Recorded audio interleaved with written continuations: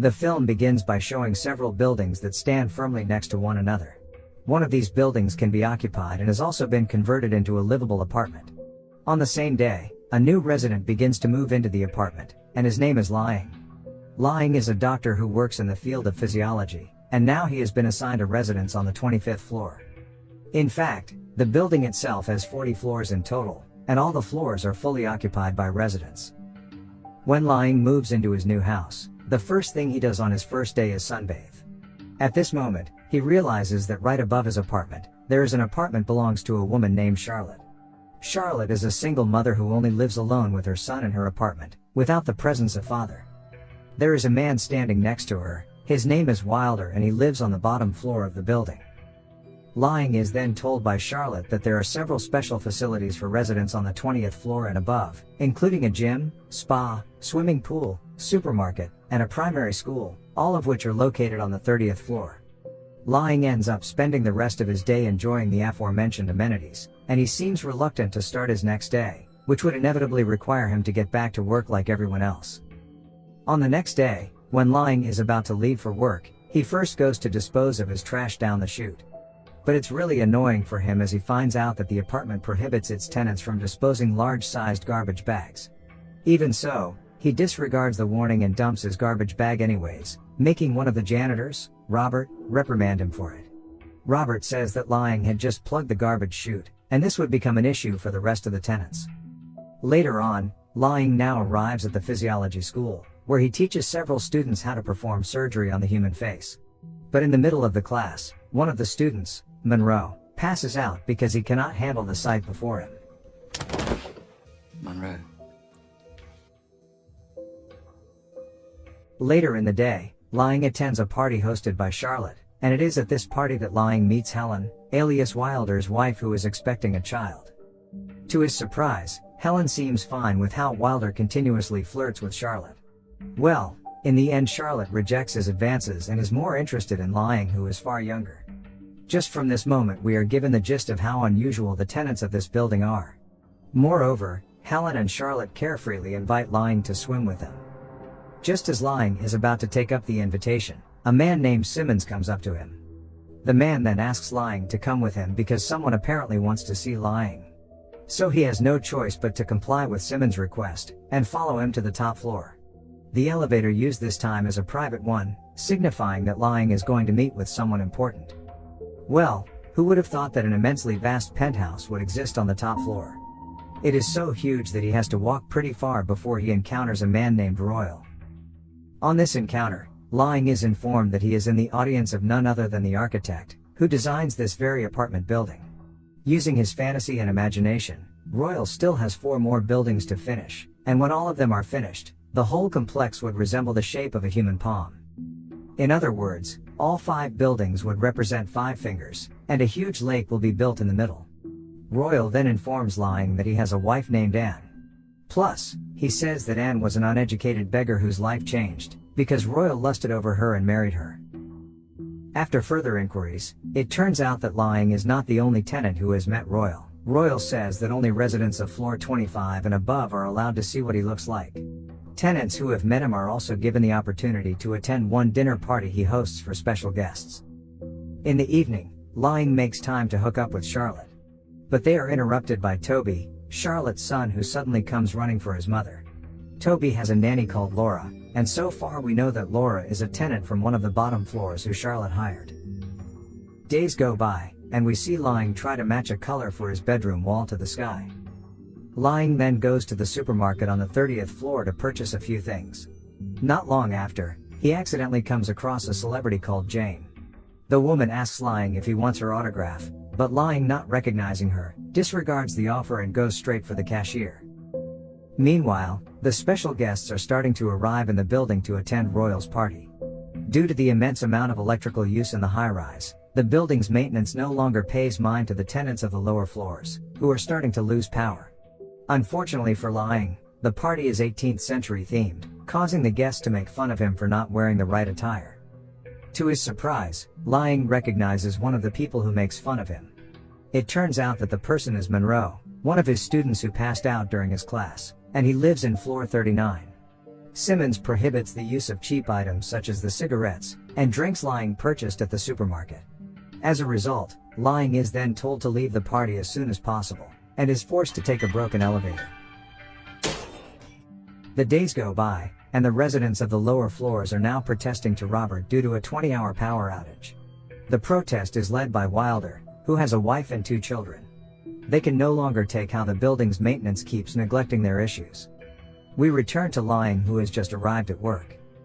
At this point, he is given a brain scan of Monroe, who previously passed out. Lying is informed that he is fine, but he's still crossed with Monroe, and deliberately lies to him by saying that Monroe has a brain tumor. Long story short, time passes by quickly and we see Lying back in his apartment.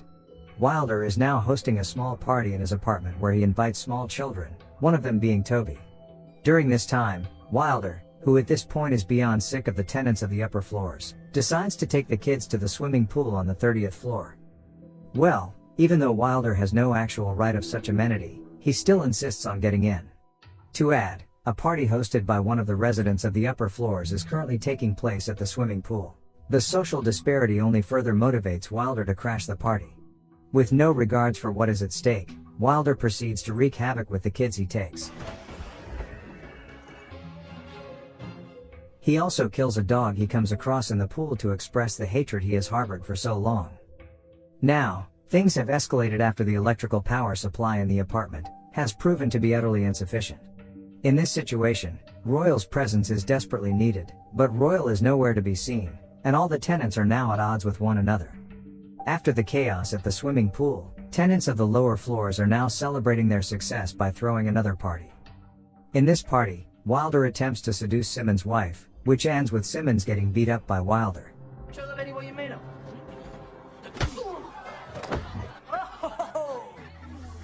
Sonny Jim, huh? Wilder, stop it. Even more shocking, as this party takes place, Monroe decides to take his own life by jumping off the 39th floor. It is clear that his action reflected his desperation upon receiving the news that he had a brain tumor. Lying is now covered in guilt, since he had not anticipated Monroe making that poor choice. After the party the night before, the tenants of the lower floors are still lying around in exhaustion while Lying is up and about, working out. Unbeknownst to a lot of people, Royal is so caught up in his own project that he has been ignoring all the information given by Simmons. Due to his ignorance and immense focus on reaching his own goals, the situation at the apartment only gets worse. The food supply is no longer taken care of, neither is the water supply, cleanliness is no longer paid attention to, and the tension between the tenants is at an all-time high. It is at this point that Wilder becomes suspicious of how no police officer has arrived to investigate about the suicide man, so he intends to expose the injustices within the high-rise himself. How can the police not investigate, nor does an ambulance come to pick up his body? The scene then shifts to Simmons and several upper floor tenants, plotting something. They've been complaining about the chaos and the fact that their food has ran out, ever since the incident that Wilder caused that night. At this point, they are still adamant on maintaining the hierarchy system in the building, and instead plan to go to the building's supermarket to get some food. Now, the tenants have been divided into several groups, each of which will fight to survive the chaos. To achieve their own interests, they no longer pay mind to their daily occupations, and instead decide to focus solely on this conflict. Royal's men then go down and accuse Wilder for instigating the chaos, before beating him. Lying, on the other hand, has a fight with a man over a can of paint, which ends with the man lying weak on the floor, and Lying successfully taking home the can of paint. After the chaos at the supermarket dies down, Simmons decides to dump the unconscious Wilder among piles of trash. Meanwhile, Lying now busies himself with painting his bedroom walls and plans to isolate himself for a few days. Not long after, the pregnant Helen comes by his apartment. The two end up in a steamy embrace. This shows how broken the social order has become, and how the lack of enforced norms nor laws may cause mankind to start acting like animals. Same goes with Jane, who deliberately offers herself to the tenants of the upper floors. Wilder, on the other hand, finally regains his consciousness, where he unknowingly comes across Royal, the owner of the building. This is because Royal has never shown his face to tenants below the 25th floor. Ergo, Royal casually steps down to the bottom floor to bribe the police to keep their mouths shut about all the incidents happening in the high-rise. Not only that, Upon returning to the upper floor, Royal accidentally happens upon Anne, his wife, getting harassed by upper floor dwellers.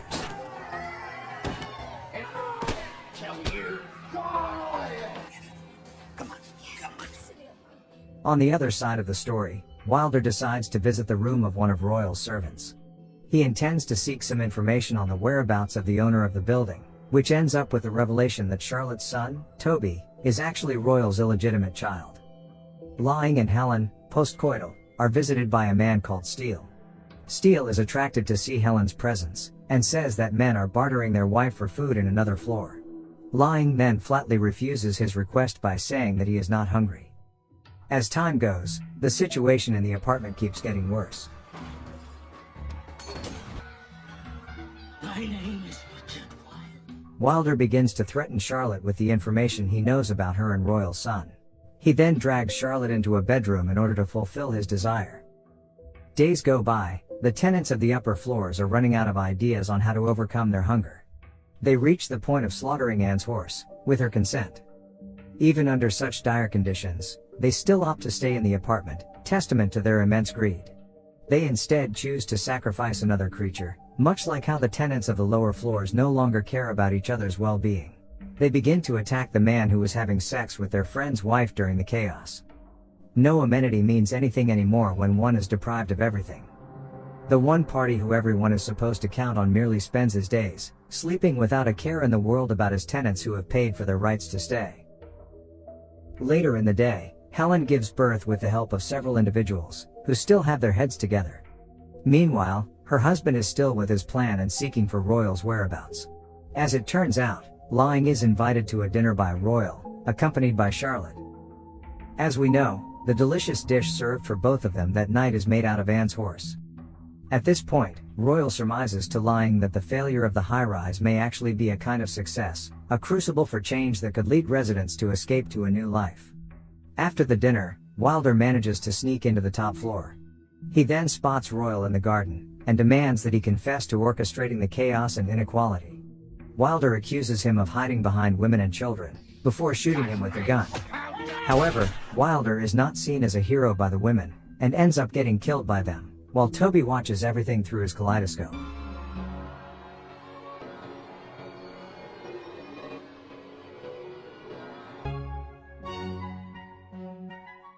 Now that Royal is dead, the social order is no longer divided as it was before, since Royal's followers have also been killed by the rest of the residents left alive.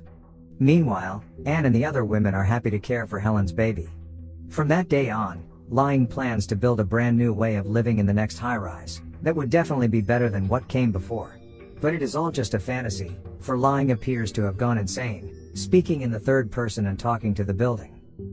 After cooking what is left to eat, he lies down with Charlotte, reflecting that what has happened will eventually occur in the second tower of the development. The film concludes with Toby listening to a radio broadcast of Margaret Thatcher, declaring that wherever there is state capitalism, there can never be political freedom.